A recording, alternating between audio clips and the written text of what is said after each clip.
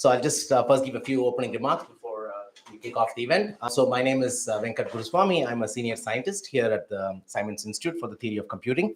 And it's my great pleasure to invite you all to the Meet the Fellows event for summer 2023. The event, as all other events, is also live streamed, so there'll be people watching online also, I hope. And just a brief introduction to the Simons Institute. As you all know, the Simons Institute is the leading venue for collaborative theoretical research in theory of computing and related fields. It opened its doors in 2012 with a very generous donation from the Simons Foundation, which continues to support us as the principal support donor. And the programs kicked off in fall 2013. So this is literally officially sort of marking the end of the 10th year of programs. And I think the Institute and the theory community should feel proud for the range of amazing programs which the Institute has hosted, and all the people who have come through and done great things to advance the fields, both in the core aspects as well as forging new connections and bringing new problems and lines of inquiry. So the model of the Institute is that each semester we have 2 long-term programs focused on topical themes related to theory and other closely related fields, each of which brings about 70 researchers, juniors and senior, to the Berkeley campus. And it's for a lot of activity. And a few years back, we also started having summer activity and summer programs in particular. This summer we have a program on analysis and TCS, New Frontiers, and also a cluster on quantum computing, which will start in a couple of weeks. So now we have year-round activity. The Institute never sleeps, it seems. And so it's and today, as also a part of each of these semesters, we have a Meet the Fellows event, because one of the core and really amazing aspects of these programs is the junior fellows each of the program brings in. Each program is about 7 to 8 postdoc junior fellows who come through and spend the semester here. And the roster of people who have come through is amazing, and they really are completely key to the level of activity in the program. And so we're really proud of the fellows who come through. And so we kick off this each semester with the Meet the Fellows event, so where the fellows give talks on what they're thinking about or what they want to think about, and also as a way to just icebreakers and introductions and so on. Okay, and so that's this event today, and we have 9 talks today, split in 2 sessions. And so the first session, we have 4 talks, and sort of loosely themed on analysis and how it helps expansion in graphs and related problems. Okay, and so the first speaker we have is Fernando Jeronimo, and as the slide really aptly illustrates, the Simons Institute has been a real so many people pass through here on their journey, on their academic journey, in their initial steps. And so welcome, Fernando, and all others.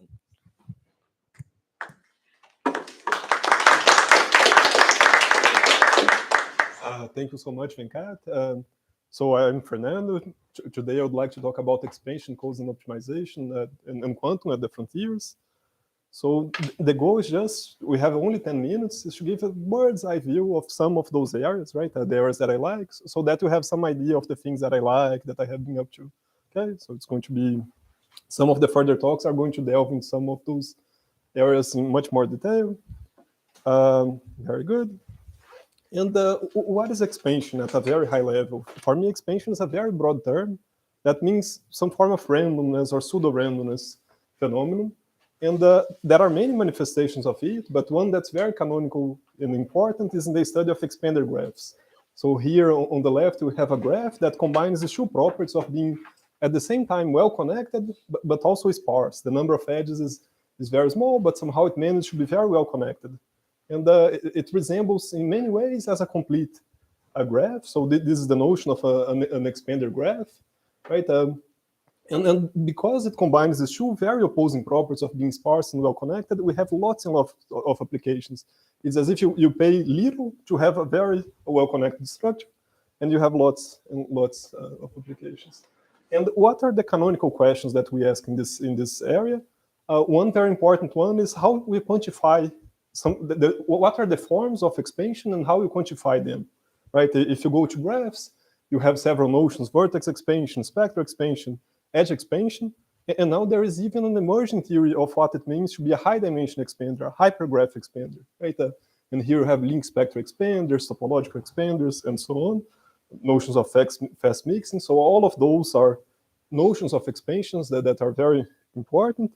And once you have established and quantified some notion of expansion, you can ask for implications, what it means for algorithm design, what it means for hardness, what it means for complexity, what it means for combinatorics.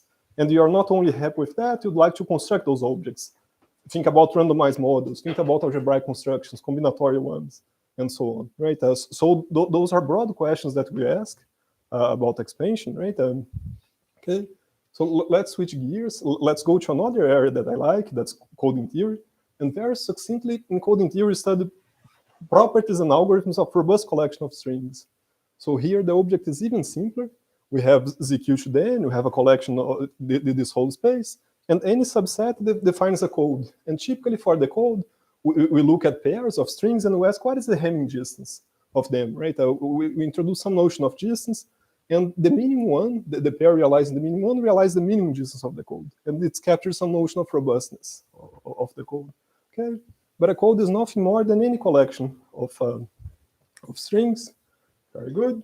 And it leads to a lot of very interesting mathematical questions. We have problems in discrete geometry, have notions related to pseudo-randomness, to complexity. It's very rich mathematically, but at the same time, it can have very important practical applications to how we store information, how we communicate, and so on. So it's very nice that you do our theoretical work, and it can lead to applications. And what is a broad question that we ask in coding theory? One is we are very eager to understand what is the best possible code for a certain task. That's one of the primary questions in coding theory, very general one. And it's very surprising that even for very simple tasks, very simple models, the answer is that you do not fully understand this. And I think that's very surprising, given the level of activities. And once you have some idea about the ballpark of parameters of the good codes for a certain task, how you construct these codes, right? That's the task that follows, and how you decode, how you recover from errors. So this is two very broad questions about coding theory that we ask. Now let's switch gear to optimization, a third area. And here, let's start, we have linear programming that we know that's very powerful. So you're optimizing a linear function subject to linear inequality constraints, has lots and lots of algorithms. There is an extension to it that's very powerful called semi-definite programming. And here, very quickly, semi-definite programming allows us to have some form of quadratic constraints, but a relaxed form. If you had quadratic constraints of that form, you'd have plus minus one variables, and that would be NP hard to optimize. So SDPs, they strike some sort of balance that we can optimize efficiently, but it also gives some flavor of quadratic constraints. Very good. And on top of that, you can create larger and larger programs. You can create hierarchies on top of linear programs, on top of SDPs. One very nice hierarchy is the sum of squares, SDP hierarchy. That's very useful. It can even do Cauchy-Schwarz automatically for us. So it's very nice. And those tools in convex programming, they capture not everything, but they capture a lot of what we know for efficient computation. A lot of our efficient algorithms can be cast as convex optimization algorithms. Okay. And as theorists, we are very curious to understand the boundary between what can be done efficiently and what becomes hard, or what is intractable. So we are trying to delineate this boundary, and optimization certainly helps a lot delineate this boundary. If you design an algorithm using LP, SDPs, or hierarchy, it becomes fast. If you have a very powerful hierarchy like sum of squares, and you show a lower bound against it, we have some evidence that the problem may be hard. Okay, very good. So that's the optimization part. Let's switch gears to another topic, quantum computing. And if the laws of nature tell us that at a fundamental level we have quantum mechanics, why not use this for computation in our favor, right? So the computation based on quantum mechanics is, in a nutshell, quantum computing. Okay, and one very important phenomenon that happens in quantum computing is, in quantum mechanics and so on, is this notion of a quantum correlation. It's a super classical form of quantum correlation that's known as entanglement. A lot of the extra power that comes in the quantum model comes from entanglement, comes from this super strong form of correlation. But it's very mysterious. We do not understand fully what it can be done with that, and then so on. So it's natural to ask, what somehow is the complexity of entanglement? And what are the implications of entanglement for several fields? So in terms of complexity, we have a class called QMA2, a generalization of NP with 2 proofs. We have the celebrated quantum PCP conjecture. In terms of implications, we have implications for algorithm design, condensed matter, and so on and so forth. Okay, that's the quantum computing part. And we mentioned these fields somehow in isolation, right? We said that we have expansion, codes, and optimization in quantum, but there are a lot of synergies among these areas. So if you take, for instance, expansion and codes, a lot of codes, they are constructed using expander graphs or high-dimensional expanders and so on. So we have a lot of synergies there. Another one is expansion and optimization. And I think Mitali is going to talk more about that. So if you have good notions of expansion, sometimes you can approximate some CSPs because of the expansion. Very good. In terms of quantum and code, we need to make quantum computation robust to errors, right? So we have notions of quantum codes. Very good. We also have, we can use optimization to understand this quantum correlation, this entanglement, okay? And create a SDP hierarchy to understand those. We can combine expansion codes and optimization to create the codes for almost optimal codes. We can use codes and optimization, can use optimization to understand the best parameters for codes, okay? And expansion and codes, there is even something that's called a quantum expander. So there are lots and lots of connections there. Very good. And if you're not satisfied, you can even refine that, right? In terms of expander codes, you have C-spin codes, Tashman's codes, and C3LTCs, and so on. We have celebrated results like your IP is called to space, we have QMA2, and so on. And this list goes on and on. So we have decoding algorithms based on sum of squares and so on. We have LP hierarchies to understand bounds on codes. Very good. And then you refine these. You have fast algorithms, expander decompositions, algorithms for unique games, PCPs, and so on and so forth. So lots and lots of synergies, and you could refine this list forever, right? There are many beautiful results around these interactions. Very good. And if you're interested in collaborating, please let me know, and you can get stuck on a nice open problem together. And that's all that I want to say. Thank you very much for your attention.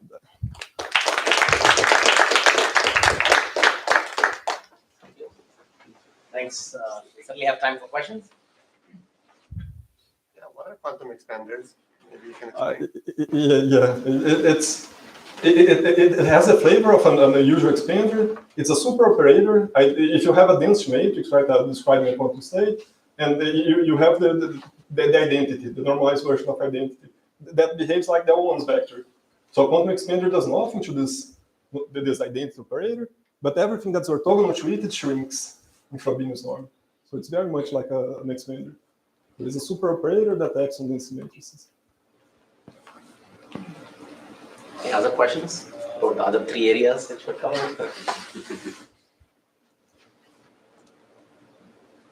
No? Okay. Thanks for that. Thank you.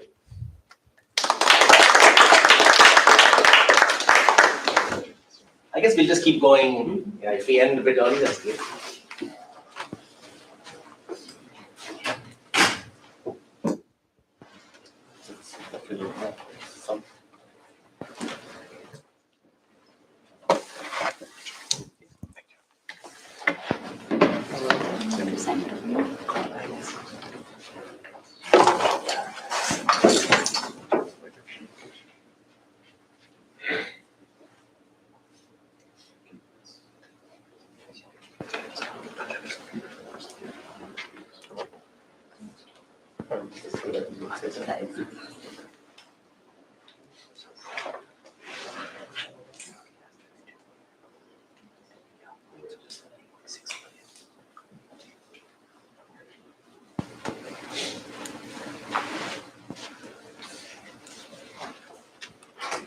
All right, so in the first talk, we already saw connections between expansion and optimization. And one facet where the connection is very deep is the complexity of the unique games problem and how expansion affects the approximation complexity of that. And Mitali, Bafna will talk about that. Thanks, Venkat.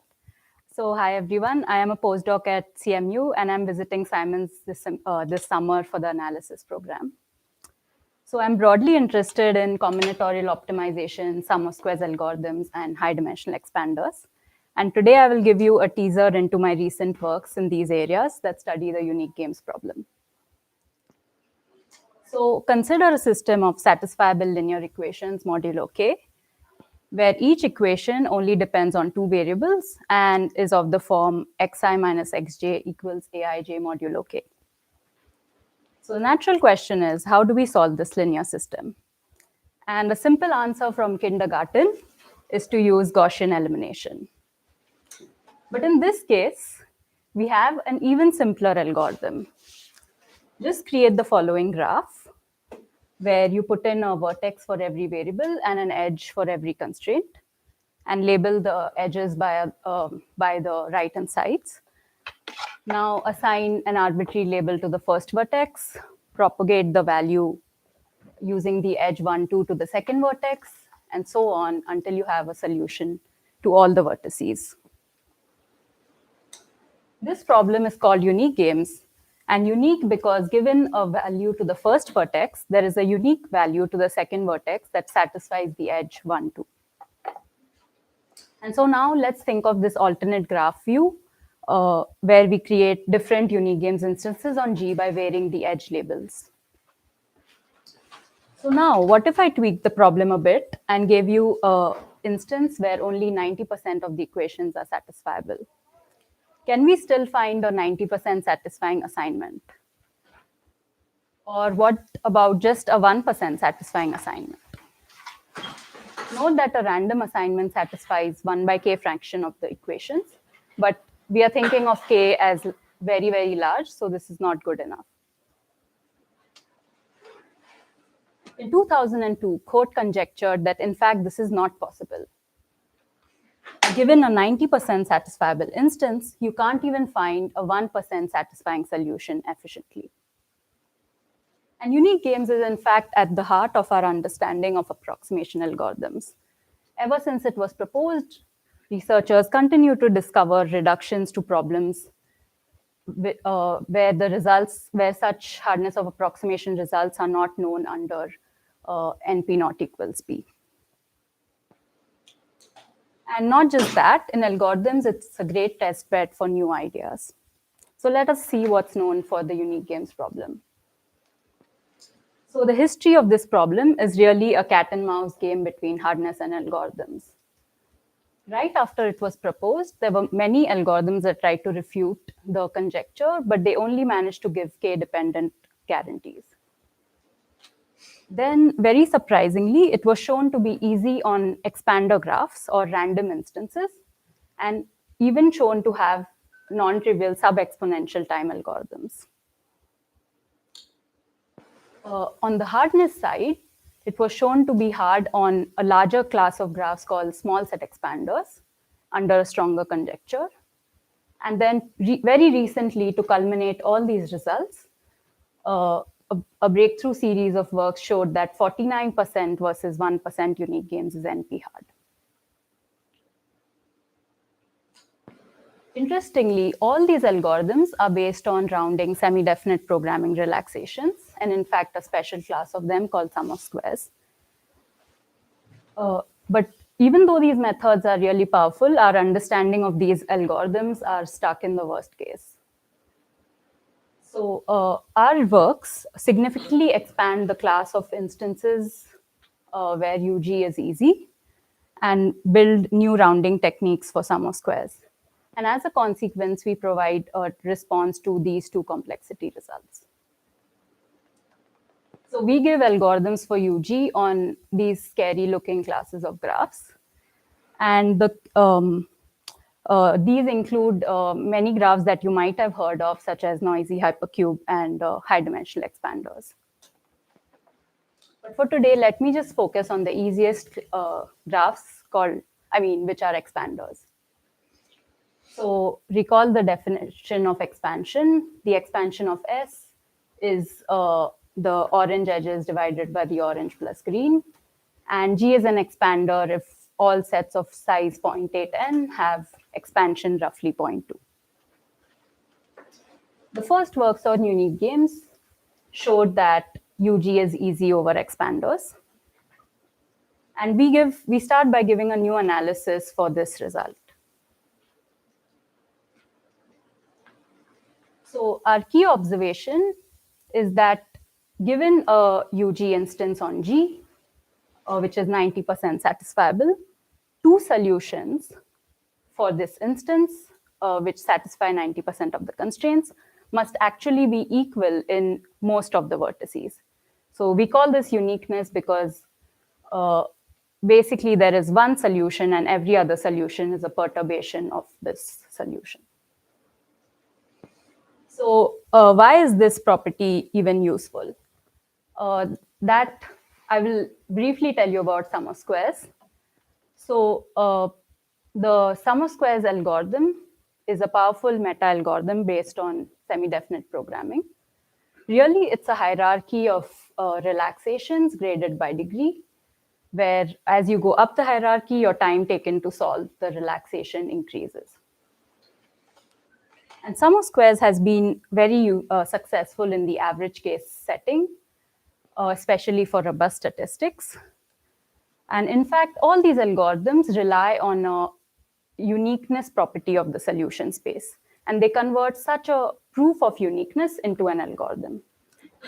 But despite this success, very less is known in the worst case setting. And this is mainly because uniqueness is too much to expect. So we relax this property to weak uniqueness. So the pros are that now it can be shown to hold for worst case problems of interest, but the average case techniques no longer apply. So with this background, we can firstly convert this uniqueness property on expanders to get a solution. And for our classes, like for more generalizations of expanders, we can use analysis techniques to show weaker uniqueness properties. In the first case, we can show like weak uniqueness, and in the second case, we show that there can be only a few solutions. Yeah. So now let me end with some future directions. So finding, getting hands on hard instances for unique games has been an intriguing open problem. And progress on this was mainly stuck because we do not have any candidate graphs that should be hard. So the upshot of our result, combined with the previous hardness result, is that a particular class of graphs is likely hard for 49% versus 1% unique games. And a good open problem here is can we convert this evidence into hardness for sum of squares? And what about 99% versus 1%? Can we show hardness for sum of squares on the Johnson graph? So more broadly, thinking of approximation algorithms in general, what are other optimization problems with such uniqueness properties? I would like to end with this picture. Firstly, for all of these problems, the best algorithm is the degree 2 sum of squares algorithm. So the natural open question is, can we use higher degree sum of squares? What about getting better approximation algorithms for these problems in sub-exponential time? Or for problems such as graph coloring, where there is a huge gap between algorithms and hardness? Thank you.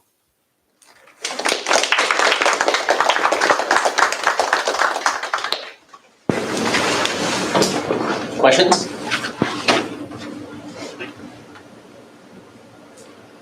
Could you say something about what you meant by the Johnson graph is likely hard for 49% versus? Yeah, so we look at the reduction. So we give algorithms on these globally hypercontractive graphs, which include Johnson graphs in a certain parameter regime. But if you tweak the parameters a bit, then you get to, like, our algorithm no longer works. And you also, when you look at the hardness result, we can say like the hardness reduction is pretty complicated, but we can kind of point out the source of the hardness. Thanks. Do we know if you can, yet if you can apply this sort of thing outside of affine games? Yeah, we don't know that. What are some known some exponential time algorithms that beat the Hopkins ratio for one-time algorithms? So yeah, currently I think we only know it for unique games. We have some unique games and small set expansion. So yeah, that's the open question, that whether we could give it for other downstream problems.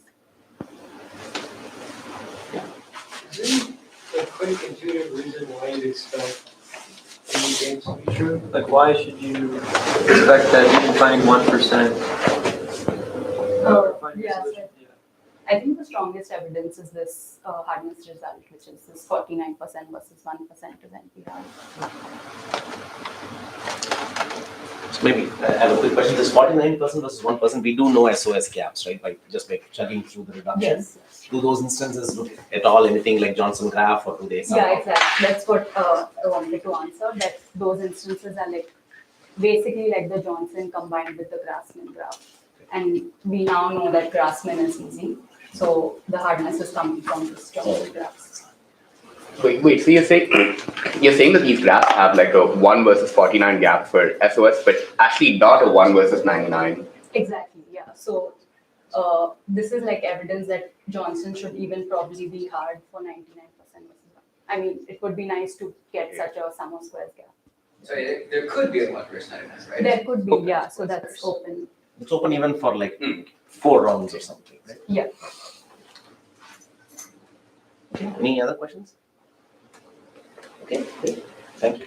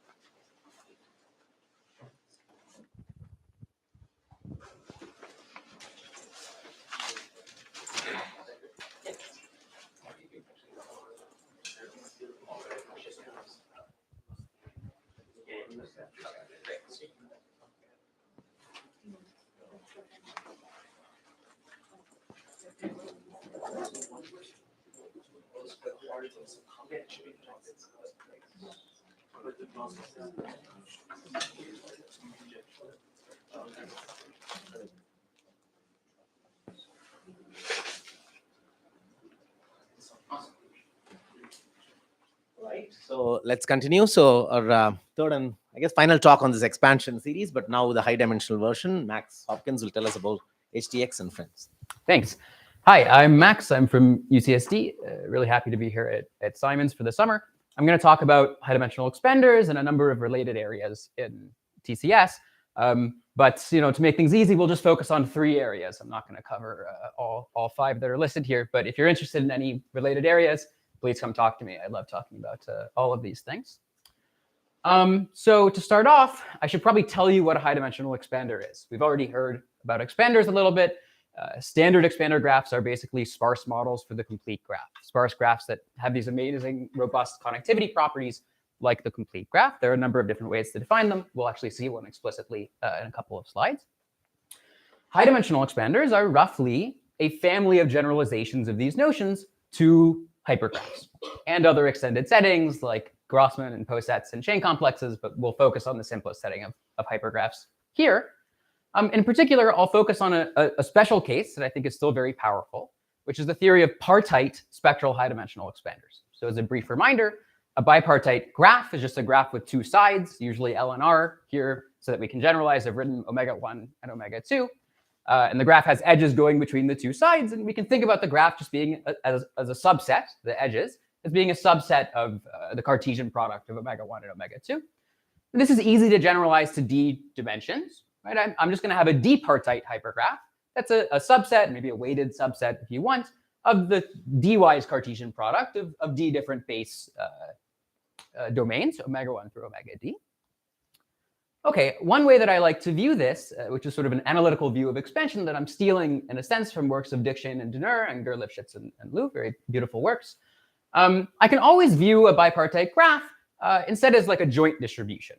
in particular in the graph case, is the two-dimensional joint distribution over this Cartesian product, where the equivalent is I draw a random edge from the graph. And this gives me something, one coordinate on the left side and one coordinate on the right side. So I can equivalently view this as a distribution.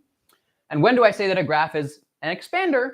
Well, roughly we'll call G an expander when this sort of two-dimensional distribution in expectation acts like a product, acts like a two-dimensional or a twofold product, in the sense that if I take a function on the left side of my graph, f, and a function on the right side of the graph, g, and I look at the expectation of f times g, it decorrelates into the product of the expectations. If I were actually a product, this would be exactly true. On an expander, this is true up to some error term in L2 norm. So this is an equivalent way to define what's called spectral expanders. And I think this leads to a very natural extension in d dimensions. So now we have a d-partite hypergraph, which corresponds in the same way if I draw a random tuple to a d-dimensional joint distribution over these spaces, x1 through xd. When do I call x a high-dimensional expander? Well, again, when it acts like a d-dimensional product. In what sense? Well, there are a couple ways you could reasonably define this. Here's the one that we'll take, and that's actually equivalent to what you'll hear called local spectral expansion, typically. We'll require that if I pick any two variables from here, xi, xj, and I look at the marginal of this distribution, that I want this to satisfy this property. I want it to be an expander. And moreover, that's actually not quite powerful enough for you to want. In a product space, if I condition on x1 being some value, everything else remains independent. So I actually want this to hold under conditioning as well. I want to say that if I look at this marginal xi, xj, and I fix some other number of the domains, like I fix x1 to be 5, and then I look at the conditional distribution on xi, xj, this should still be an expander. It doesn't have to be totally independent, but still it satisfies this sort of decorrelation property in expectation. So that's going to be my definition of partite high-dimensional expanders. Okay, so now I want to talk about sort of the first connection here, which is with the field of Boolean function analysis. I'll be very high level. The classical theory of Boolean function analysis in TCS basically studies the behavior of Boolean functions on the hypercube, with respect to certain operators, or you can think of them as graphs, Markov chains, things like the hypercube graph, where I take a string of random bits and I flip one bit uniformly at random, or the noise operator, which looks at noise stability of functions, is something that's studied a lot, where I flip each bit with some independent probability. And these have been a very powerful set of tools, both within analysis, of course, but also in hardness of approximation, extremal combinatorics, many areas throughout TCS. But they're a little bit restrictive in that they only talk about functions whose domain is the hypercube. And sometimes we're interested in domains that aren't the hypercube. And there's been a lot of interest in this recently. In fact, even sort of classically in the 90s, this original theory only really works for the uniform distribution over the cube. And it turned out to understand the theory of sharp thresholds for graph properties and monotone functions, we needed analogs of this type of analysis on the biased cube, which acts differently. And beyond that, much more recently in hardness of approximation, there was this result that Mitali mentioned called the 2-to-2 games conjecture, or this 49 versus 1% unique games result. And this relied exactly on an analog of hypercontractivity, something called global hypercontractivity, on the Grossman, which is some subspace version of these objects. And this led to the proof of the 2-to-2 games conjecture. So these sort of extended domains, I think, are of great interest, both within analysis and the rest of TCS, which leads, of course, to a natural question. Generically, what sort of domains do we expect beyond the cube to satisfy this type of theory of analysis? And broadly, we don't have a great answer to this. Up until this sort of recent line of works, we really had 3 or 4 examples of this.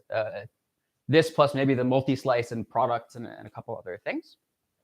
So unsurprisingly, based on the name of the talk and the slide up here, probably you guys can guess what comes next, which is that high-dimensional expanders do provide at least sort of the starting steps to a general theory beyond the cube. Hopefully the way that I defined high-dimensional expanders in the last slide should make it clear that the cube is a high-dimensional expander, right? The cube is an example of a product space. If I restrict on things, they're all perfectly independent. This and more generally products are a very special case of the theory of high-dimensional expanders. And over the last 6 or 7 years, this theory has been developed that said, not only can we express products in this more relaxed way, but also much of the theory of Boolean analysis actually does port over to these objects, that we have I haven't written it here, but we have Fourier decompositions. We've proved recently things like analogs of hypercontractivity and small set expansion, this very powerful set of tools on products.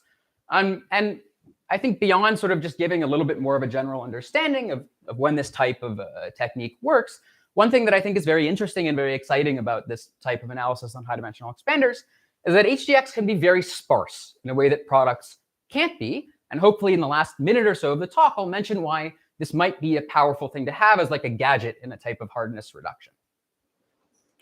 Okay, so, but I don't want to just say that high-dimensional expanders have a role to play in Boolean analysis, so I think this is true. I also want to sort of talk about the reverse implication, that I think studying questions in Boolean analysis leads to interesting questions in the mathematical theory of high-dimensional expansion. In particular, what we've sort of found in this work on analysis is that the current theory of spectral high-dimensional expansion, it works well for problems where I can admit some sort of L2 error, that it's okay to have some sort of error scaling with the 2 norm of the functions that I want. And if I just want to prove like spectral bounds on the noise operator, de-randomizations of the noise operator, or certain special cases of hypercontractivity, this works. It's okay, but it doesn't seem to work for all problems. There are more sort of delicate higher norm type behaviors where having this sort of L2 error seems to be really a significant problem. Things like generalized P to Q hypercontractivity. I won't say exactly what these are, but they're sort of more delicate higher norm properties, or more involved characterization theorems like the analog of the Hunte theorem, Frege-Hunte theorem, the pseudo-Hunte theorem. These don't seem to play very well with current definitions of high-dimensional expansion.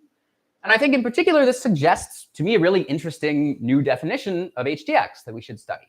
That says, well, if this 2 norm sort of isn't powerful enough, what if we said we'll call a d-partite hypergraph, a high-dimensional object, a p-norm expander if the marginals look like a product with error scaling with p-norm instead of with 2 norm? And of course, things like products will satisfy this since they're perfect. But even if I take like dense random subsets, this should work out. But there's a completely open question that says, are there sparse families of objects that are p-norm expanders? We know this for p equals to 2. And I would conjecture that the sort of famous classical constructions we have, what are called the Ramanujan complexes of Lubatsky, Samuels, and Vishnet, that are sort of perfect high-dimensional expanders, should satisfy this type of property for p beyond 2. And that this should also lead, in turn, to interesting properties in analysis. Okay, let me spend like 1 or 2 minutes talking about hardness of approximation, and then I'll wrap up. So hardness of approximation and analysis also classically have a lot of interplay between them. I want to talk about how HDX plays or could play a little bit of a role here. In particular, I'll talk just about a core paradigm called agreement testing, in particular, a direct product test. So a direct product test we'll think of as a pair of like a domain, a d-partite hypergraph. For simplicity, think of it as n to the d, and an algorithm that tests if a given function on the domain makes like O of 1 queries to the function and tries to test if it's a direct product. If the value of f on this d tuple is actually just the Cartesian product across d functions g1 through gd on each coordinate. And we'll assume that any dp function passes the test for simplicity. This type of test has 2 main parameters. You can look at the domain size, the size of xd, and we can look at the soundness, which is basically the smallest probability where if my test passes, I can actually infer something about the function. So if the probability my test passes is greater than delta, this should tell me that f is indeed close to a direct product in some sense. At a high level, why would I care about these 2 things? Well, if I somehow wanted to use this type of test in a hardness reduction, which is where it's classically used, you can think of xd as being, this is sort of the size of the gadget that we're using, and it will correspond to how much it blows up the instance. So if this is super polynomial, you're not going to get a polynomial time reduction. So we really want to keep this sort of as small as possible. On the other hand, we want this soundness to be small. This is going to correspond to like the gap in hardness that you get at the end of the day, the integrality gap, sort of how hard the end instance is. So what's known here? Well, it turns out that almost everything is open in this type of question. We don't have optimal DP tests. And in fact, to my knowledge, we really only have like 2 or 3 versions of this test that have subconstant soundness. We only recently learned that on the full product space end of the D, that you can get sort of optimal soundness, something that scales inverse exponentially with dimension. There's the problem here is now that the size of this is n to the d. So if I set d to be super constant, I won't get a polynomial size instance. There's a beautiful de-randomization of this based on subspaces due to Impagliazzo, Kapnetz, and Victorson. That's polynomial size. You can use it for this type of result, and indeed it's been used later to build PCPs, but you lose exponentially in the soundness. The soundness becomes 1 over poly d, and this ends up giving you poor parameters at the end of the day in your reduction. And I'll mention that sort of famously, high-dimensional expanders do support this type of agreement test, but only when your soundness is really high, when it's like 99%, which is a very different regime and not as useful for this type of trying to build strong gaps in hardness of approximation. And I'll just mention maybe as the final thing that I do believe that HDX have a role to play in sort of this much smaller 1% regime, and we have a little bit of progress on this recently.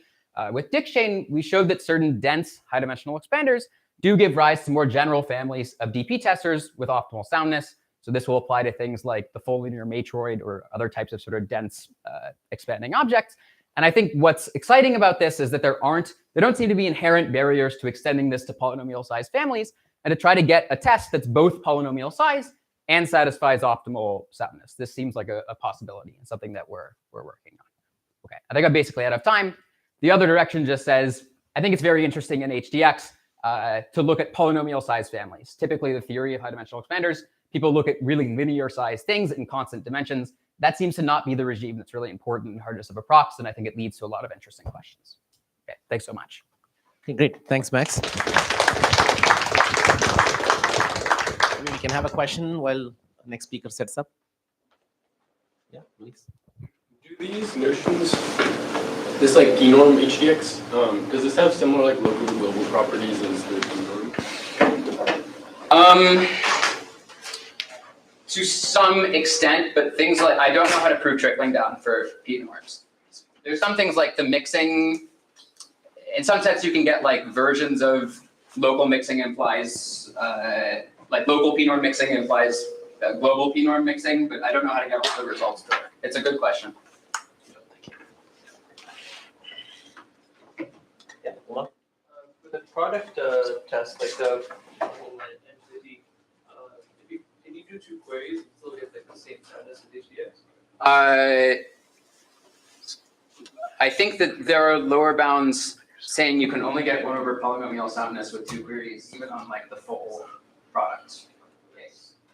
So like, when I said like whatever soundness and query you can get, you can still get it in the product one, right? Yes, yeah, of course. I mean, the HDX will never have better soundness than a product. You're trying to de-randomize the size of the instance and keep the same soundness. Okay, and wait, how do you expect like, the specification of HDX to help in the hardness coefficient? Because you want to keep polynomial size in your reduction. You're using these as like a gadget in your, you start with a SAT instance, and then you blow it up into these, you encode it into some outer PCP, then there's an inner test, which if you used like an entire product would blow up the size beyond a polynomial size reduction. So you're trying to keep the blow up of the instance for your reduction polynomial size, or as small as possible. Okay, let's take any other questions offline. Thanks. And last talk of the session is quantum versus classical query and communication, and also highlighting Fourier analysis, the theme of the program by Girish. Thanks. Good. I'll be talking about a few cool results in quantum versus classical separations in query and communication. And I'll tell you a little bit about the role of Fourier analysis in these works. So quantum computers are widely believed to exponentially outperform classical computers. But there are very few settings where we can prove this unconditionally. Communication complexity and query complexity are 2 striking examples of such settings where you can prove exponential speedups. Interestingly, many state-of-the-art separations in these 2 models actually rely crucially on Fourier analysis, in particular Fourier growth bounds. So what are Fourier growth bounds? They refer to upper bounds on the level k mass of a function. By the level k mass of a function, we mean the sum of absolute values of Fourier coefficients of size k. So it's the L1 norm of the level k Fourier coefficients. It's not going to be important to remember what this concept is, but it's very easy to describe and it's a very natural concept, and it's been well studied in the context of pseudo-randomness and learning theory. We're going to see some applications of Fourier growth bounds to quantum versus classical separations. So Fourier analysis has been used a lot in understanding quantum versus classical, but one of the most notable examples of this is the oracle separation of PQP and PH by Ran Raz and Avishai et al. So this was a breakthrough result. This solved a major open problem in quantum complexity theory. It showed that a rather weak model of quantum computation can exponentially outperform a rather strong model of classical computation when it comes to certain tasks. This can also be viewed through the lens of query complexity, and it says that quantum query protocols are more powerful than AC0 circuits. And this is the best qualitative separation that we have in the query complexity world. And the heart of this result was Fourier analysis. So what they showed was that upper bounds on the Fourier growth imply lower bounds for the correlation problem. So this correlation problem is a well-studied problem that's easy in the quantum world. And these works showed that if your Fourier growth is small, then you cannot solve the correlation problem. Given any model of computation, if you can show that it has small Fourier growth, then this model cannot solve the correlation problem. Tal had already proved that AC0 circuits have small Fourier growth, and as a result, it followed that AC0 circuits cannot solve the correlation problem, whereas quantum query protocols can solve this. So this line of works shows that showing that correlation is hard for a model essentially reduces to proving Fourier growth bounds on that model. This was the starting point for many lines of works that showed newer and classical quantum separations using Fourier growth. I'll talk about one such line of works, and this is about optimal separations. So this problem asks, given a quantum query protocol, how many classical queries do you need to simulate it in the worst case? What is the exact blow-up you have from quantum query complexity to randomized query complexity? This was asked by Aronson and Ambanis in their original paper on correlation. And in a recent series of works, this was resolved. We now understand what is the exact blow-up when you go from quantum query complexity to randomized query complexity. And a lot of the authors of these works are actually participants of this talk, so you can talk to them to know more about these. So loosely speaking, these works show that if you want to prove optimal separations between quantum and classical, you really need to understand optimal Fourier growth bounds. So now let me tell you about some of my follow-up works. So one of the things we do is we take this optimal separation and ask, how can we improve it? Well, one thing you can do is to give the classical model some additional power. So we give the classical model the power of parity queries, and we ask, can we still prove the separation? If so, what is the optimal separation? It turns out that in this context, parity queries don't help at all. That is, whatever was the separation before, it continues to be the optimal separation, even if the classical model can make parity queries. And it turns out that this relies on understanding the optimal Fourier growth of these parity query protocols or parity decision trees. And that is what this work does. So now I'd like to switch tracks from query to communication. So what do we know about communication separations? So this has a long history of work spanning over 2 decades, and there are many examples where quantum outperforms classical. And the state-of-the-art separation, prior to our works was the following. It's not important what these models are, but again, it shows that a rather weak model of quantum communication can exponentially outperform a rather strong model of classical communication. This was proved by Gawinski, and it subsumed most of the previous separations. It turns out that you can pretty much recover the separation using Fourier analytic techniques. In particular, we use the correlation problem and Fourier analytic framework to recover this separation. And this result has some additional properties that are nice for the quantum protocol that I'm not going to describe.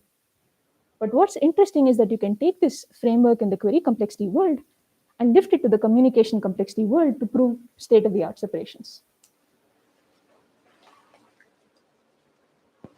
There are a couple of other nice things that you can do with this framework. For example, you can prove XOR lemmas. Loosely speaking, these say that the complexity of solving k independent instances of the same problem is k times as hard. in the sense that the advantage of solving the XOR of k copies decays exponentially in k. These kind of results are very hard to establish in general, but for the correlation problem and for this model, we're able to do it using the Fourier analytic framework. Another cool application is to prove lower bounds against models that have limited quantum resources. So we take classical models and give them the power of some limited quantum resources. For example, we can give Alice and Bob access to a limited number of EPR pairs. Or we can allow them to communicate a few qubits of quantum communication. And we ask, can we still prove a separation? Is there any quantum advantage over such classical protocols with limited quantum resources? And it turns out that indeed you can. If you have any classical model and you give it a certain number of quantum resources, giving it slightly more quantum resources is going to give you exponentially more speed up. This is in contrast to the situation of public randomness, where log n bits of randomness suffice for every task. On the other hand, for entanglement, such a situation does not hold.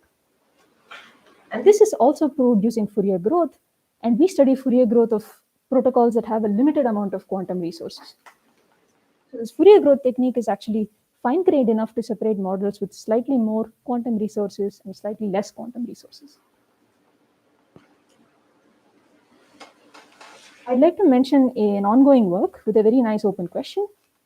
And this is about understanding the best quantitative separation between quantum and classical in the communication world.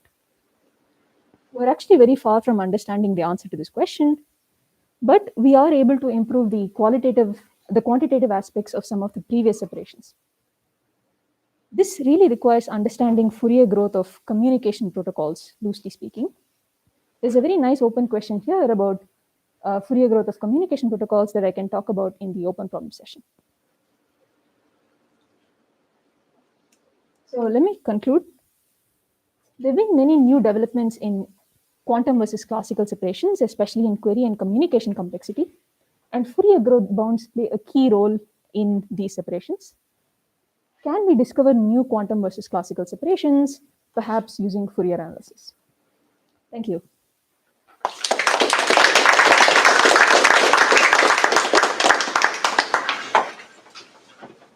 Questions?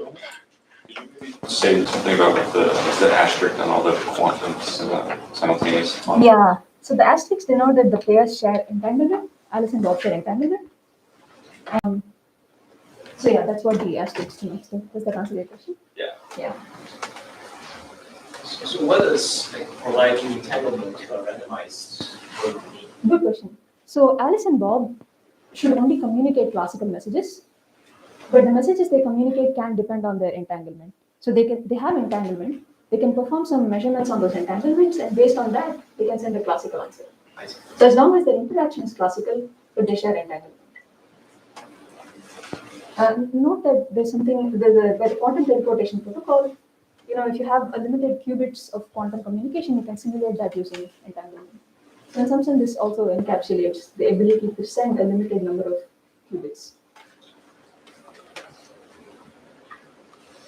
I'll ask a question. Are there any limits on how much gap you can have? You said you go into the 1/4, go into the 1/3. Is root n the limit, or can it be n? Yeah, that's a great question. So actually, some of the works I mentioned in the previous slide, they actually imply that you can get something like k over 2 times log n versus n to the 1 minus 1 over k. But or maybe a large constant times log n. But we suspect that we can obtain such separations using fewer number of rounds in the quantum protocol, and there are some things that can be improved about that result. So we suspect that you can achieve something like this with a certain number of rounds. So yeah, the goal would be to shrink the number of rounds required to show such a separation. Final question. Okay, if not, thanks Uma and all the speakers for the session. So we'll have a brief coffee break outside, and we'll reconvene at 11:15.